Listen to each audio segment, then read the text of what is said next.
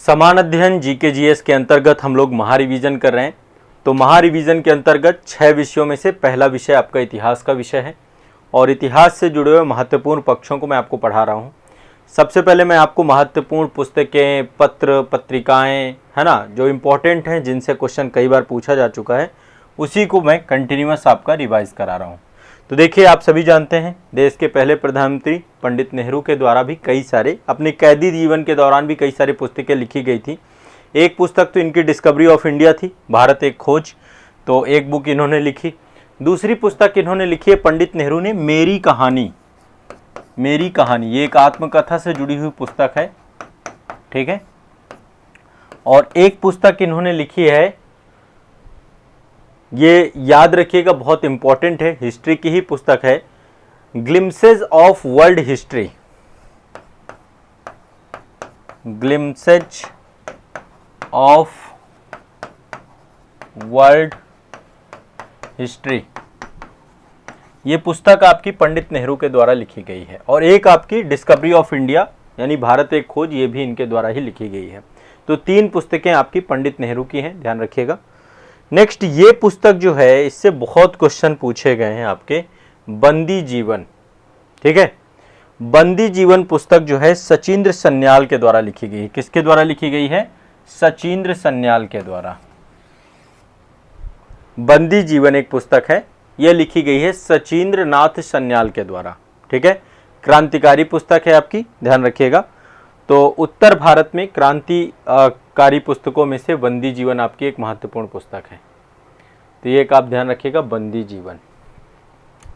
दूसरी पुस्तक कौन सी है आपकी? बंदी जीवन, सचिंद्र नाथ सन्याल की पुस्तक है, ठीक। आगे चलते हैं, नेक्स्ट अगली पुस्तक पे चलते हैं। ये कई बार ध्यान रखिएगा, इस क्वेश्चन इससे बहुत बार पूछता है, ठीक है। और बंदी जीवन क्रांतिकारी आंदोलन के लिए एक पाठ्य पुस्तक टाइप पुस्तक थी आपकी। सचिंद्र सन्याल एक बहुत बड़े क्रांतिकारी थे और हिंदुस्तान सोशलिस्ट रिपब्लिकन एसोसिएशन के बनने में भी इनका बहुत बड़ा योगदान था। तो बंदी जीवन इनके द्वारा लिखी गई, सचिंद्र सन्याल के द्वारा। ये कई बार क्वेश्चन पूछा गया है। एक आपका जो है यहाँ पर एक बुक है, इसका नाम है journey through the kingdom of Awadh in the year. ये अवध को लेकर के पुस्तक आपकी लिखी गई है, a journey through the kingdom of Awadh in the year.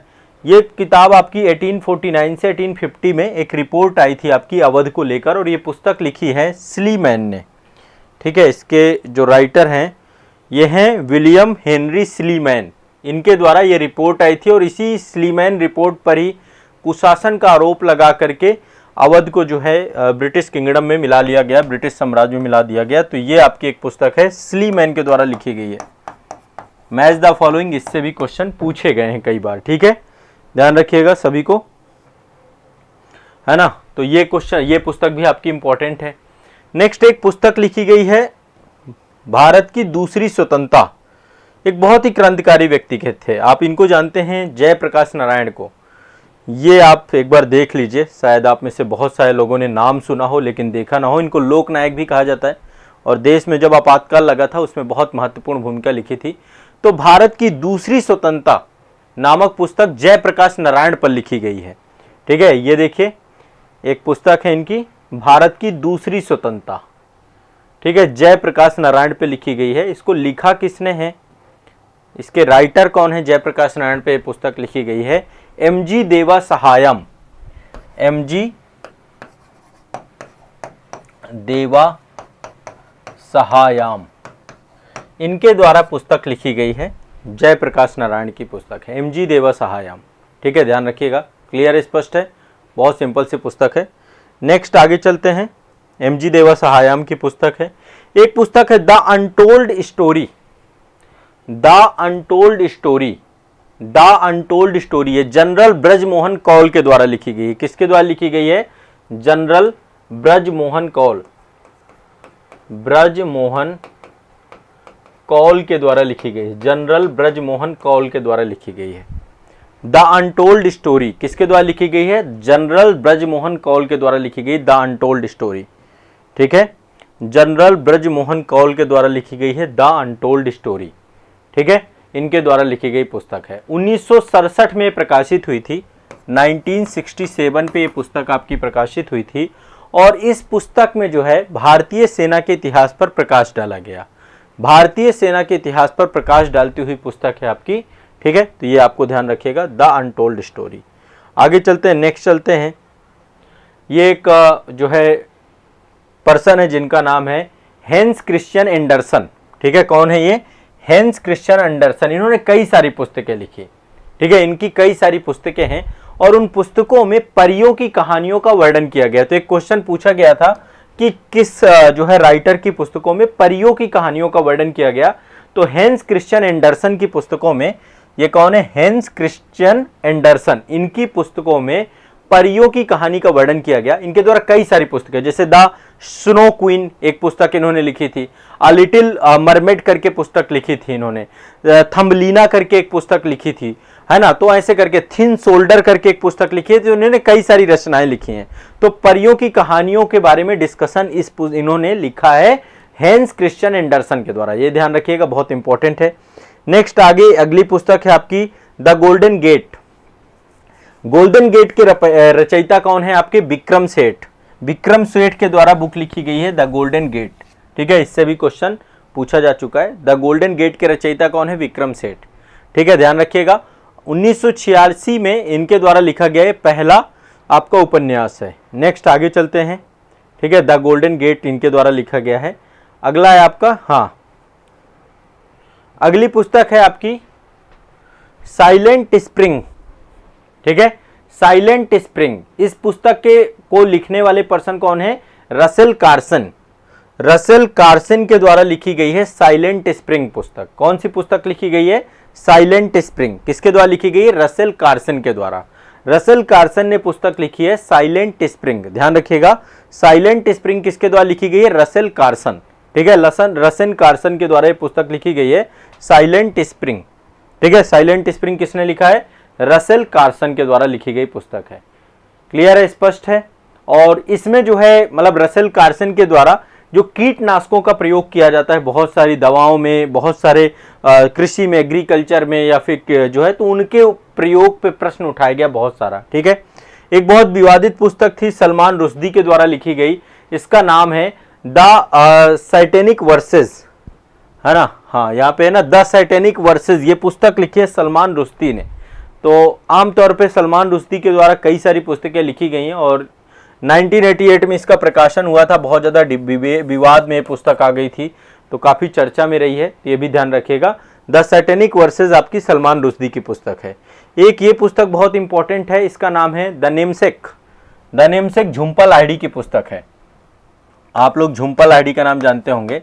Namesake, काफ़ी सारी पुस्तकें हैं, पुलित्जर पुरस्कार भी मिल चुका है झुंपा लाहिड़ी को, ठीक है। तो झुंपा लाहिड़ी को पुलित्जर पुरस्कार विजेता भी है, ठीक है। और इनके द्वारा कई पुस्तकें लिखी गई हैं। एक इंटरप्रेटर ऑफ द मालडीव्स, है ना, सन 2000 में एक जो है इनके द्वारा लिखा गया था, एक कहानी संग्रह लिखा गया था द इंटरप्रेटर ऑफ मालडीव्स।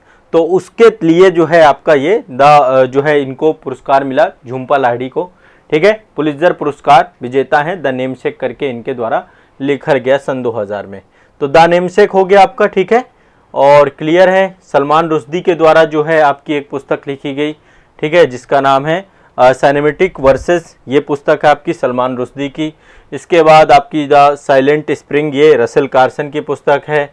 इसके बाद गोल्डन गेट आपकी जो है ये पुस्तक है विक्रम सेठ की, द गोल्डन गेट। और इसके बाद ये आपकी, ठीक है, एक मैंने आपको ये बताया। क्लियर, स्पष्ट है सभी को? सभी लोगों को हेंस क्रिश्चियन एंडरसन की पुस्तक है आपकी ये, परियों की कहानियों के बारे में इसमें डिस्कशन है, ठीक है। क्लियर है, सभी को स्पष्ट है? ठीक है। एमजी देवा सहायम, ये जो है इनके ऊपर लिखी गई थी जयप्रकाश नारायण पे, भारत की दूसरी स्वतंत्रता। तो इतिहास से जुड़ी हुई ये महत्वपूर्ण पुस्तकें, क्वेश्चन पूछता है, इनसे पूछा गया भी है इससे पहले। तो ये आपको मैंने कुछ लिस्ट बनवा दी और इससे पहले भी देखो कितनी सारी पुस्तकों की लिस्ट में आपको बनवा चुका हूँ। तो बुक्स का लेकर के जो आपकी प्रॉब्लम्स है ना वो पूरी रिजॉल्व हो जाएंगी। अब चलते हैं भारत के संविधान पे। भारत के संविधान के अंतर्गत अभी भी हम आर्टिकल्स देख रहे हैं, काफ़ी सारे आर्टिकल्स मैंने आपको पढ़ा दिए हैं। अब आर्टिकल्स जो महत्वपूर्ण है ना वो मतलब एक तरीके समझिए अपने अंतिम चरण पे चल रहे हैं। इंपॉर्टेंट काफ़ी सारे आर्टिकल आप मेरे साथ पढ़ चुके हैं, लेकिन अब कुछ बचे हुए हैं, उनको कर लेंगे। आर्टिकल 76, 79, 80, 81, ठीक है। इसके बाद आपका 83, 84, हाँ 83, 84, 85 और 100। अभी आपको पता है कि एक आर्टिकल और आपका जोड़ा गया है 330 ए और एक आपका जोड़ा गया 332 ए। ये दो आर्टिकल और आपके जोड़े गए हैं। ठीक है, क्लियर है स्पष्ट को सभी को? हाँ,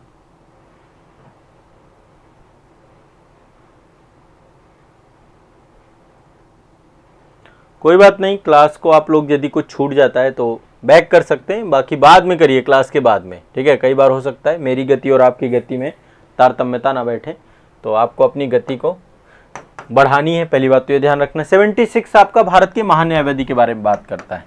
महान्यायवादी, अटॉर्नी जनरल ऑफ इंडिया के बारे में डिस्कशन करता है। किसके बारे में करता है? महान्यायवादी, इसके बारे में चर्चा करता है आर्टिकल 76। 79 बात करता है संसद के गठन का प्रावधान करता है। संसद होगी, दो सदनी होगी, संसद का गठन है ना, द्विसदनीय संसद की बात करता है, द्विसदनीय सदन की बात करता है।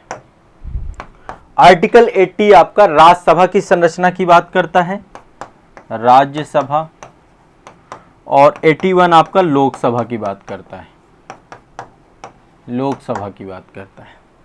ठीक है, आर्टिकल 80 आपका राज्यसभा की बात करता है और 81 आपकी लोकसभा की बात करता है।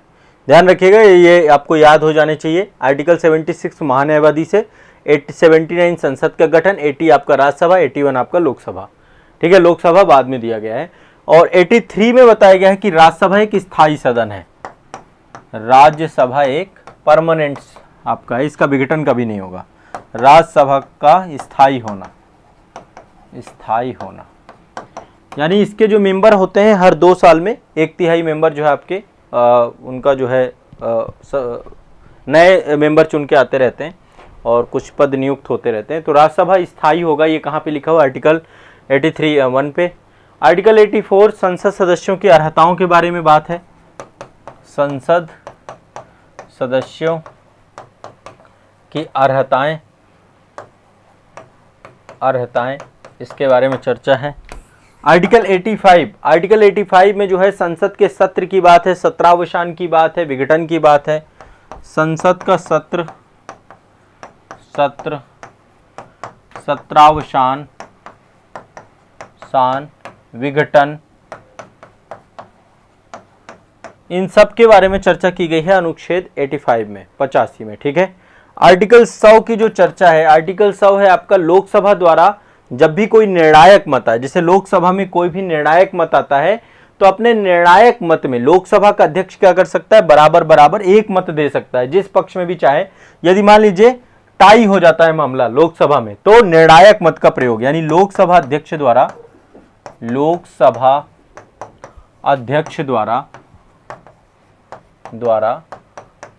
निर्णायक मत का प्रयोग,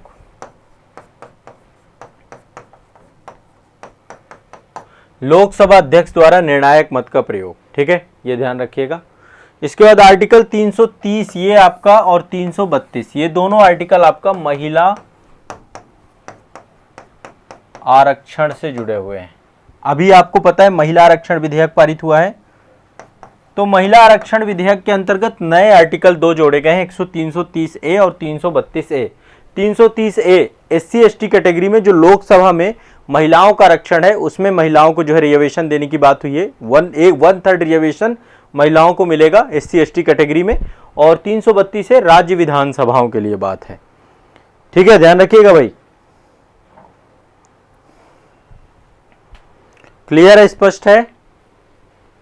नहीं, 100 आपका लोकसभा के अध्यक्ष के द्वारा निर्णायक मत के प्रयोग की बात है, तो ये आपको ध्यान रखना है। ये आपके आर्टिकल हो गए। आर्टिकल 76 महान्यायवादी, 79 संसद का गठन, 80 राज्यसभा, 81 लोकसभा, 83 राज्यसभा का स्थायी होना, 84 संसद के सदस्यों की अर्हताएं, 85 संसद का सत्र शवतान, ठीक है, विघटन, 100 लोकसभा के अध्यक्ष द्वारा निर्णायक मत का प्रयोग, 330 और 332 ये महिला आरक्षण से जुड़े हुए मामले। ठीक है, ध्यान रखिएगा सभी। क्लियर है, स्पष्ट है, कोई दिक्कत नहीं है।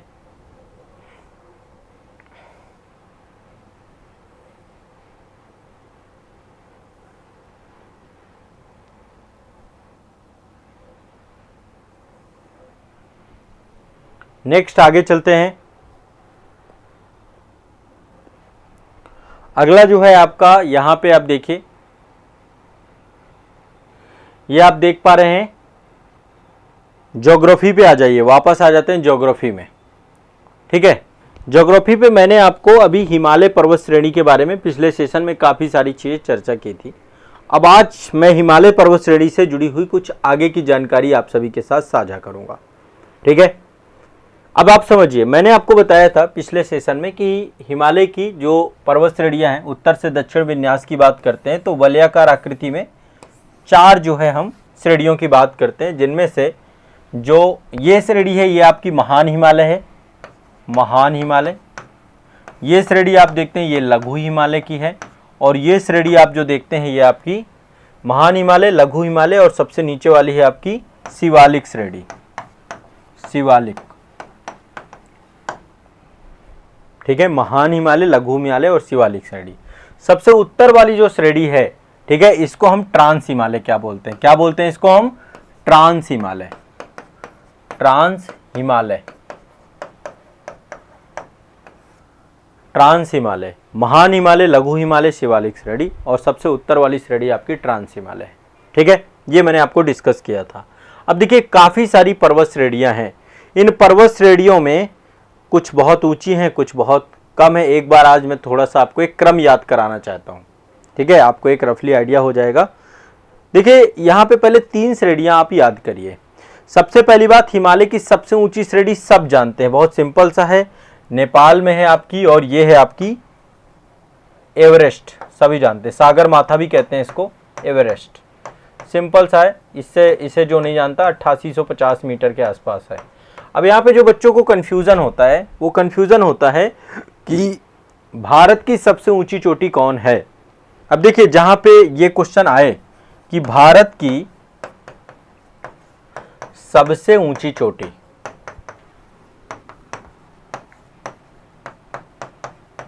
ठीक है, प्रश्न आपका ये है। अब यहाँ पे 2 संदर्भों में भारत की सबसे ऊंची चोटी हम देखते हैं। पहले देखते हैं हिमालय में अवस्थित, हिमालय में अवस्थित, ठीक है, हिमालय में अवस्थित भारत की सबसे ऊंची चोटी कौन सी है? तो इसका सही आंसर है कंचनजंगा, कंचनजंगा। ठीक है, यह सिक्किम में अवस्थित है आपकी कंचनजंगा। और दूसरा आता है कि भारत की सबसे ऊंची चोटी कौन सी, तो यह है केटू गाडविन, केटू गाडविन। यह आपकी काराकोरम श्रेणी में अवस्थित है। कहां पर है आपकी? ये काराकोरम में, काराकोरम में अवस्थित है। और यहां पे एक बात ध्यान रखिएगा, काराकोरम हिमालय का हिस्सा नहीं है, काराकोरम ट्रांस हिमालय का हिस्सा है। किसका हिस्सा है? ट्रांस हिमालय का। ठीक है, तो यहां पे क्लियर कर लेते हैं। पहली बात तो हिमालय की सबसे ऊंची चोटी माउंट एवरेस्ट है।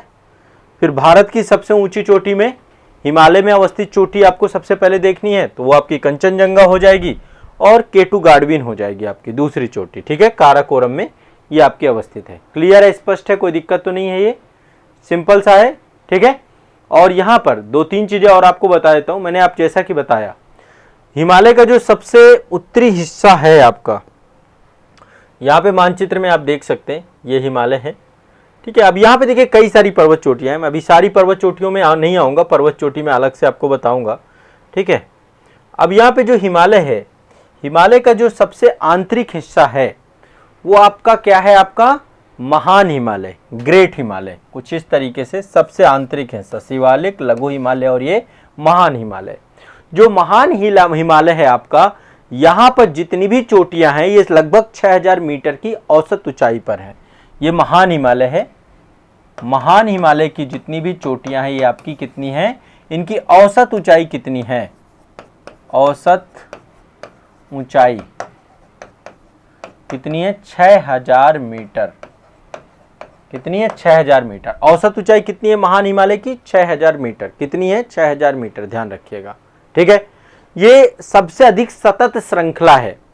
सबसे अधिक सतह श्रृंखला है, इसमें ऊंचे शिखर हैं, है ना। और इसी में मैंने आपको बताया जितने भी, जैसे अभी मैंने 3 आपके साथ डिस्कस किए, जिनमें से 2 आपके केटू गाडविन और कंचनजंगा, दोनों ये महान हिमालय में ही अवस्थित है। ठीक है, क्लियर है। और केटू गाडविन के बारे में मैंने आपको बता दिया। ठीक, क्लियर है, स्पष्ट है। ठीक, चलिए अब आगे चलते हैं। नेक्स्ट जो है कुछ 1-2 चोटियों के बारे में और बता देता हूं मैं आपको। यहाँ पे देखिए एक क्रम देख लेते हैं चोटियों का। यहाँ पे देखिए एक तो माउंट एवरेस्ट है आपका, ठीक है, माउंट एवरेस्ट है। यहाँ पे भारत का हाईएस्ट पीक है कंचनजंगा। माउंट एवरेस्ट भारत में नहीं है, ठीक है, माउंट एवरेस्ट भारत में नहीं, ध्यान रखना। ठीक है, इसके बाद आपका जो है यहाँ पे है नंदा देवी, ये आप देख पा रहे हैं, यहाँ पे है नंदा देवी। ठीक है, एक शिखर ये उत्तराखंड में पड़ता है। यहाँ पे है केटू, केटू आपका काराकोरम में पड़ता है। ठीक है, ऊपर वाले मानचित्र से और क्लियर हो जाएगा। यहाँ पे देखिए एक पर्वत है जिसका नाम है नंगा पर्वत, 8126 मीटर हाइट है इसकी, नंगा पर्वत। और यहीं पर एक पर्वत है, इधर एक है नामचा बरवा पर्वत। हिमालय जो है आपका नंगा पर्वत से लेके भारत में नामचा बरवा पर्वत तक है आपका। यहाँ पे नंगा पर्वत है और यहाँ पे है नामचा बरवा पर्वत। यहीं से जो है आपका ब्रह्मपुत्र या सांगपो नदी भारत में प्रवेश करती है, नामचा बरवा से ही अंदर की तरफ आ जाती है।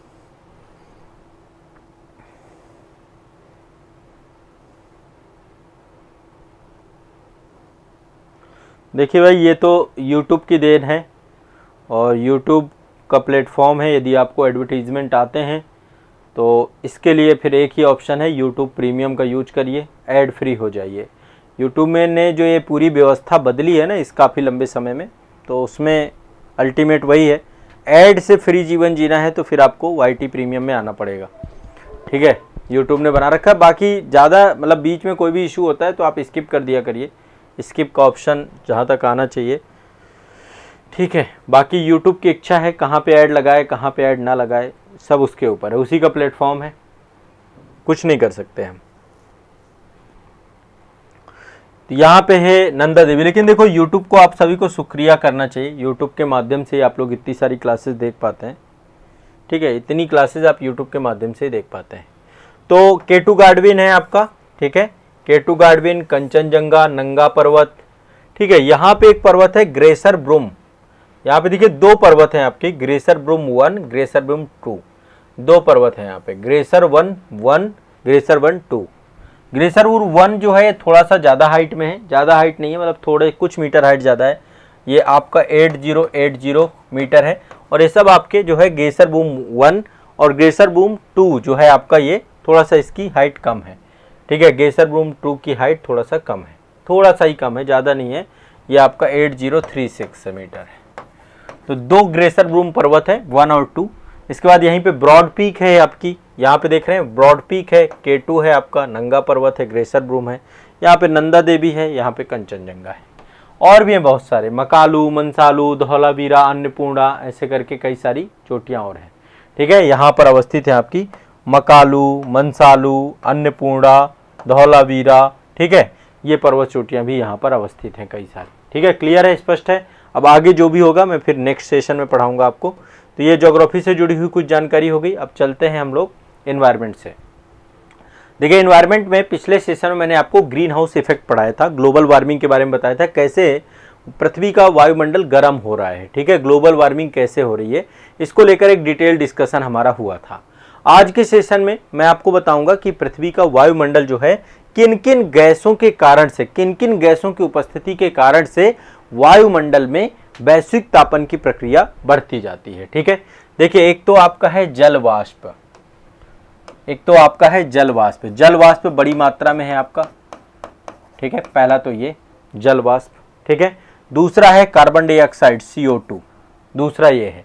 तीसरा है आपका CH4 मीथेन। ठीक है, चौथा है आपका O3 ओजोन। ठीक है, पांचवा है आपका N2O नाइट्रस ऑक्साइड N2O। इसके बाद नेक्स्ट है आपका CFC क्लोरोफ्लोरोकार्बन CFC। और इसके बाद तो ये गैसें जो है वायुमंडल में पहुंच करके पृथ्वी से जो सूर्य का प्रकाश का विकिरण होता है, रेडिएशन होता है, उसको वायुमंडल में नहीं जाने देती। यानी इन गैसों की मात्रा बढ़ जाए। जल वाष्प का सबसे ज्यादा योगदान होता है। एग्जाम में सीधा पूछा जाता है कि निम्नलिखित में से कौन सा ग्रीन हाउस गैस या ग्लोबल वार्मिंग के तापन के लिए सर्वाधिक योगदान देते हैं। तो सबसे ज्यादा योगदान देता है आपका 60% योगदान है जलवाष्प का, 60% योगदान है जलवाष्प का। कार्बन डाइऑक्साइड का दूसरे नंबर पे योगदान है 26% आपका कार्बन डाइऑक्साइड। मेथेन आपका तीसरे नंबर पे है, 4 से 9% के आसपास योगदान मेथान का है। ओजोन भी आपका ध्यान रखिएगा, ग्रीन हाउस इफेक्ट वाली गैस ओजोन भी है, 3 से 7% ओजोन का योगदान है। इसके बाद नाइट्रस ऑक्साइड का 1.5% योगदान है और क्लोरोफ्लोरोकार्बन जो है इसका 0.1 से 0.4% योगदान है। तो ये गैसेस आपकी क्या हैं, ग्रीन हाउस इफेक्ट वाली गैसेस हैं।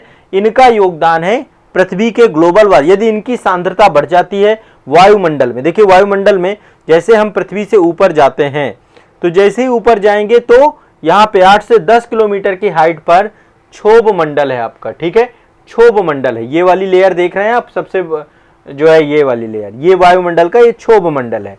क्षोभ मंडल के बाद दूसरा मंडल जो आपका आता है इसको हम बोलते हैं समताप मंडल। दूसरा मंडल आपका कौन सा है, समताप मंडल। ये वाला हिस्सा आपका समताप मंडल का, यहाँ पे टेम्परेचर सामान्य रहता है। समताप मंडल के बाद जो आपका अगला मंडल आता है ये है आयन मंडल। यहाँ पे बहुत सारे आयन पाए जाते हैं तो ये है आयन मंडल। और आयन मंडल के जो है बाहर जो आपका है ये आपका बहिर्मंडल है। आयन मंडल और जो है बहिर्मंडल के बीच में है आपका मध्य मंडल, जिसको हम बोलते हैं मीसोस्फेयर। यहाँ पे अब इस मानचित्र से आप देखिए, नहीं माफ करिएगा, समताप मंडल और आयन मंडल के बीच में है आपका मध्य मंडल।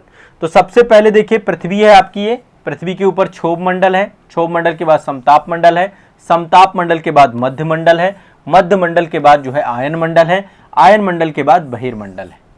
ये हमारा वायुमंडल है और यहाँ पे बहुत सारी गैसेस पाई जाती हैं, कई सारी गैसेस का मिश्रण पाया जाता है। तो जब इन गैसेस में इनकी मात्रा बढ़ती है तो ये पृथ्वी के तापमान को बढ़ा देते हैं। क्यों?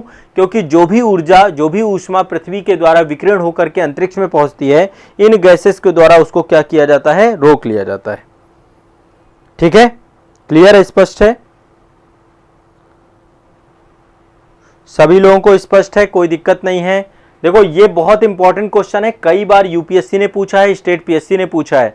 तो ग्रीन हाउस इफेक्ट करने वाली गैसेज हैं आपकी ये जलवाष्प, कार्बन डाइऑक्साइड, CH4। अब देखिए वायु का जो पूरा संगठन है, वायु में ये गैसें नहीं पाई जाती हैं, वायु में तो गैसों का ये संगठन है।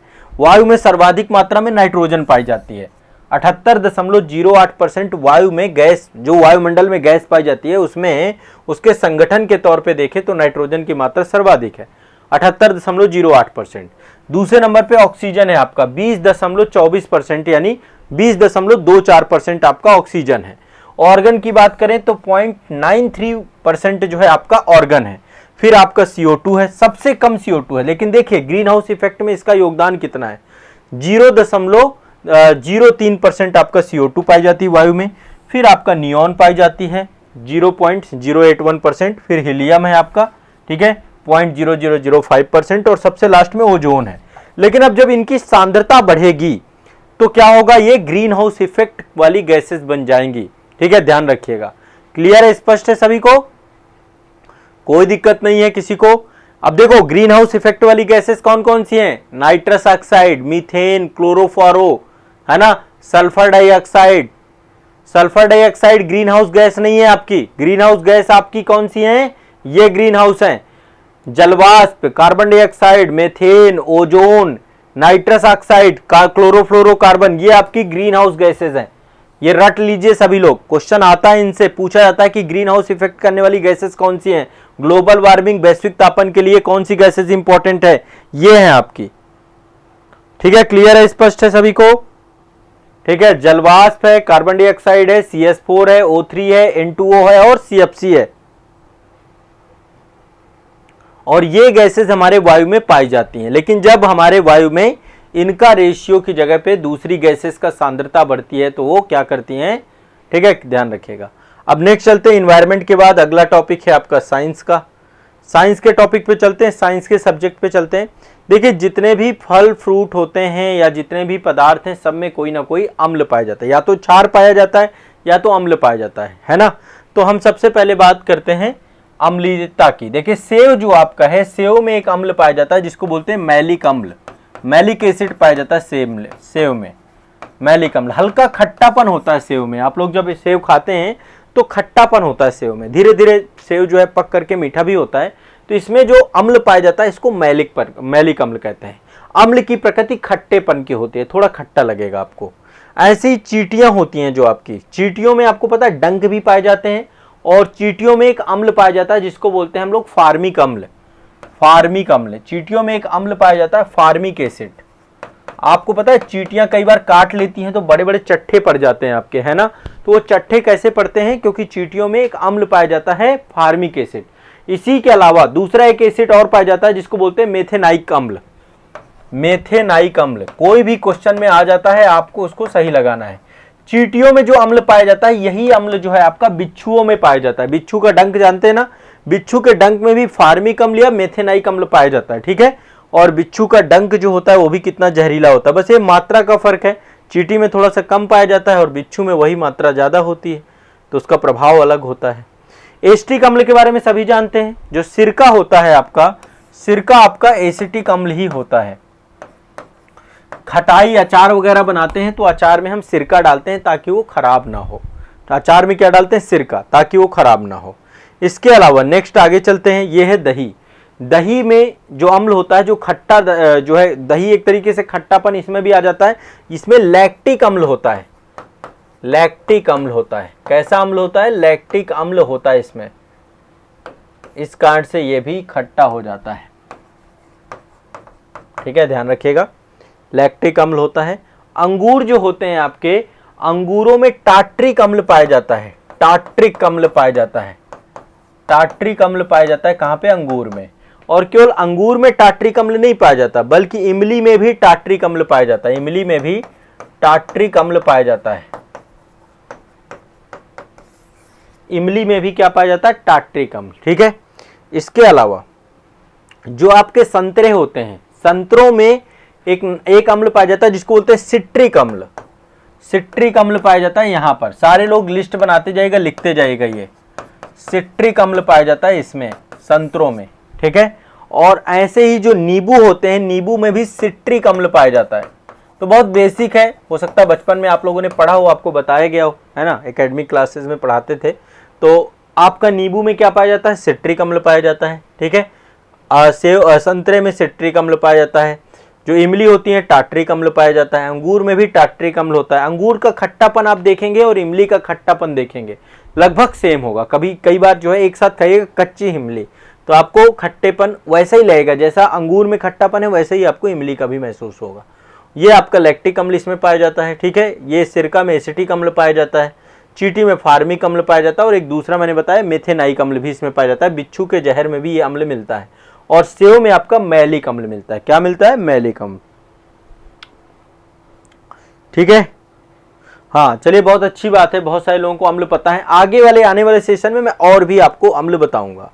अब देखिए आगे चलते हैं, अर्थव्यवस्था के टॉपिक को हम रिवाइज करेंगे इकोनॉमी को लेकर। आज मैंने जो टॉपिक आप लोगों के लिए चुना है, आज के सेशन में अर्थव्यवस्था से हम लोग पढ़ने वाले हैं एमएसएमई सेक्टर के बारे में थोड़ा सा, ठीक है। एमएसएमई सेक्टर सबसे ज्यादा मेंस में 1-2 क्वेश्चन आने ही आने एमएसएमई से, मतलब आप सोचिए ये सबसे फेवरेट टॉपिक है और प्रीलिम्स में भी इससे क्वेश्चन पूछ लेता है।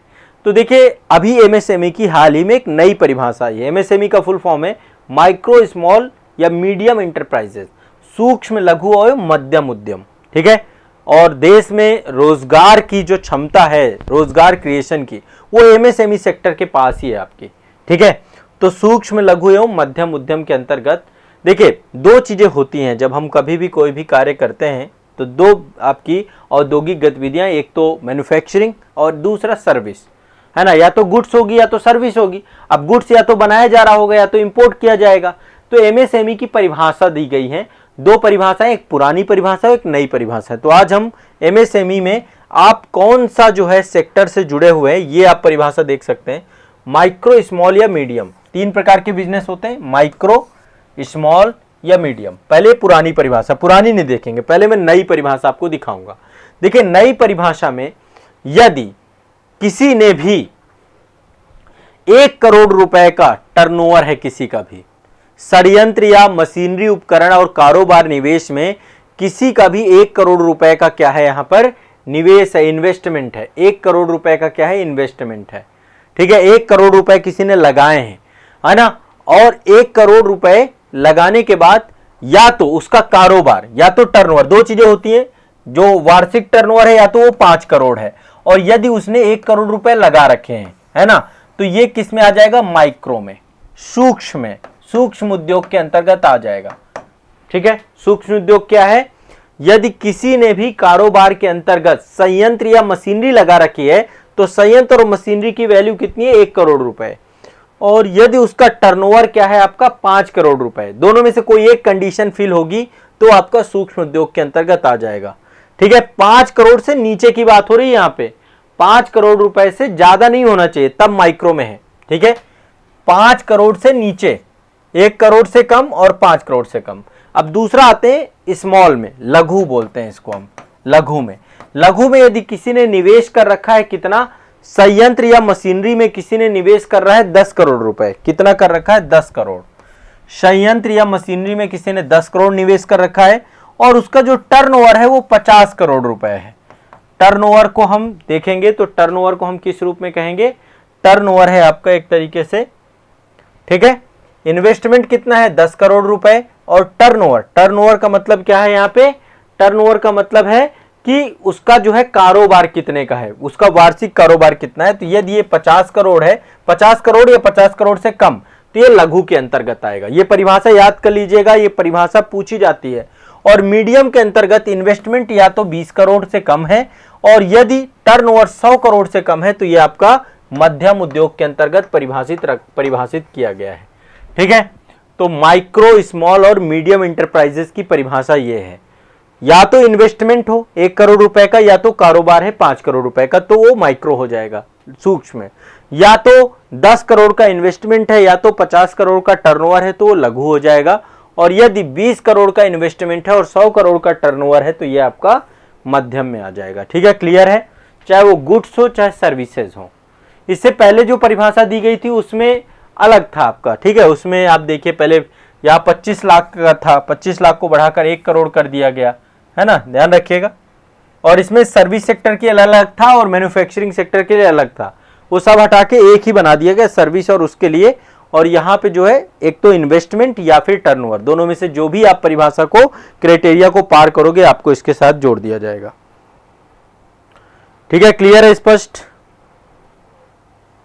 सभी को। उमेश मेहरा जी कहें सर ये बेटा जीके जीएस है, ये इकोनॉमी है, हिस्ट्री है, पॉलिटी है, ये सब आपके एग्जाम में आते हैं। आईएएस, स्टेट, पीसीएस के अलावा आप कोई भी एग्जाम दे रहे हैं जहां पर भी जीके जीएस आता है तो ये बेस्ट क्लास है अपने में। जीके जीएस की संपूर्ण क्लास है, आपको कोई टेंशन ही नहीं लेनी है। ठीक है, तो देखिए ये आपके सूक्ष्म, लघु और मध्यम उद्योग की परिभाषा है, जो परिभाषा मैंने आपको बताई।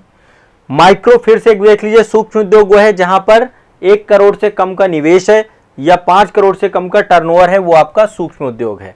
लघु उद्योग कौन सा है, जहां पर 10 करोड़ से कम का इन्वेस्टमेंट है, मतलब 1 करोड़ से 10 करोड़ के बीच में इन्वेस्टमेंट हो तो वो लघु हो जाएगा, और 50 करोड़ से कम का टर्नओवर है तो आपका क्या हो जाएगा, स्मॉल। और मीडियम में 20 करोड़ से कम का निवेश और 100 करोड़ रुपए का टर्नओवर, ये आपका हो जाएगा मीडियम। इतनी बेसिक सी बात है, ये रट लीजिए। तो सूक्ष्म, लघु और मध्यम उद्योग की परिभाषा मैंने आपको बता दी एमएसएमई सेक्टर की। ठीक है, इकोनॉमी के अंतर्गत। और जो आपका साइंस है, साइंस में मैंने कुछ अम्लों के बारे में बताया कि कौन से अम्ल हैं, क्या है, डिस्कस हुआ हमारा यहाँ पे। और इसके अलावा इन्वायरमेंट में मैंने आपको ग्रीन हाउस गैसेस के बारे में बताया कि कौन कौन सी ग्रीन हाउस गैसेस होते हैं, वायुमंडल में गैसों का क्या कंपोनेंट है।